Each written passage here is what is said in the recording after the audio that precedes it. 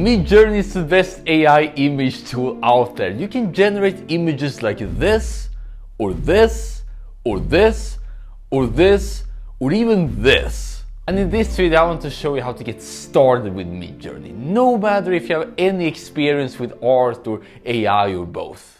First of all, Midjourney is not free, unless you want to choose only 25 different tries in this very noisy environment, but it's a little bit though, and it's absolutely worth it. In order to use Midjourney, you have to use Discord, which is the gamers platform called that. It's available both on the phone and on the web, and it's very easy to get started. Once you have your paid version, you don't necessarily need to interact with the server. You can have your own unique partner called Midjourney Bot, in which you can generate some images from there. But before you do anything, I recommend that you put Discord as close as possible on your home screen, as a bookmarking tab, whatever, because the closer it is, the more likely you are to use it. And before you start, you want to adjust some settings, which you do by typing / and then settings. And then you want to turn on remix mode and the latest version. But now comes the fun part. Now you want to type / and then imagine. And once you click this button over here, then you can type whatever you want. And now we got 4 quite hilarious but also well looking images. And right here you can see some buttons. You can either do it all again,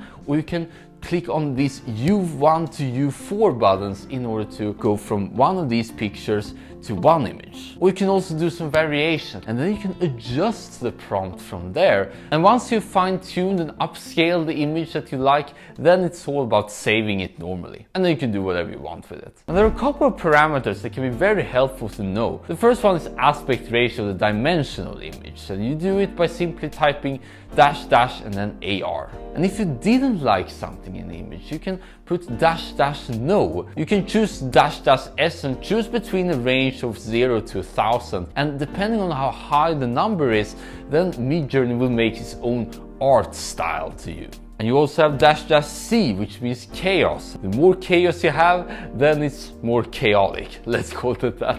You can adjust the quality right here, and of course it will take a little bit longer to load, but if that's important to you, then of course do it. You can even make a video by simply typing -- and then video. And I'll show you how to return the video in a second. You can also type 2 columns and then assign a different number depending on how much you want to emphasize that particular word. Now, if that was incredibly fast for you, keep in mind that there's also a relaxed version. As a subscriber, you only have a couple of fast minutes every month, so if you are a little bit more patient and want to save them for a little bit more brainstorming, call it like that, then you can use the relaxed version. But if you want a similar looking image, you can add the reaction to the Midjourney comment, and that reaction is an envelope. Once you get that envelope, you get a seed number here. You want to use then the same seed number together with some other query, and then you get a similar looking image. And when it comes to video, as long as you put the envelope here, then you got a link here in which you can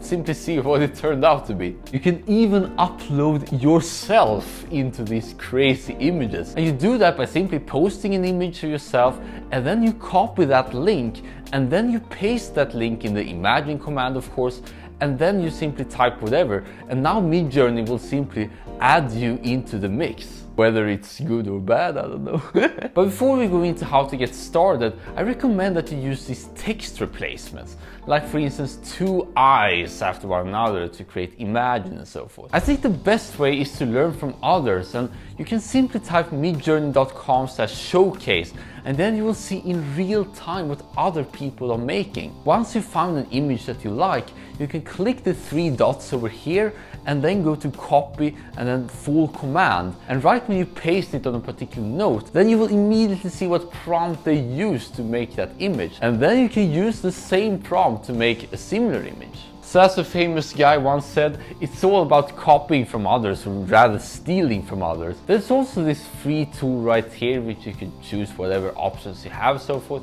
And tomorrow's video will be all about how you can create your perfect image using various checklists and factors to take into account and so forth. But lastly, why do you even want to use Midjourney in the first place? Because it can feel like gimmicky and playground, but unless you don't have a specific use case, then it will naturally fizzle out. I recommend that whenever you want an image, if it is for your website or for other kind of project, rather than trying to search for it, or worst case pay for it, then you can pretty much generate your own. And also if you're working in more visual and creative fields, you can use that to generate backgrounds or thumbnails and so forth, something that I'm personally doing. This is why I'm very big into Midjourney right now. But with that said, it's all about doing what the others are doing best, and then make sure to add your unique spin to it, and there you go, you got started with Midjourney. I'll see you in this video right here, and always remember that you're the most amazing human being alive.